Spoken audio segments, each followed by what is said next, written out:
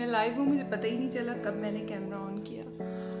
Welcome to my channel and आज मैं first time जो वीडियो शूट कर रही हूँ उसमें मैं मेकअप करूँगी किसी और के फेस पर।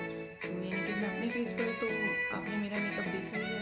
तो वैसे मैं करती हूँ दूसरे मॉडल्स पे और दूसरे लोगों के मेकअप किए हैं मैंने, लेकिन यूट्यूब की वीडियो के लिए ये मेरा फर्स्ट मेकअप होगा। तो उसके लिए मैंने मेकअप भी जो चूज़ किया है वो बहुत ज़्यादा इस वक्त इन है और इसकी बहुत डिमांड है, क्योंकि एशियन कंट्रीज़ में इस वक्त शादियों का सीजन है, क्योंकि विंटर स्टार्ट है। विंटर के स्टार्ट में काफ़ी शादियों का अरेंजमेंट होती है हम लोगों की कंट्रीज़ में। तो यहाँ पर भी यूएस में भी और दूसरी कंट्रीज़ में विंटर में शादियाँ होती हैं।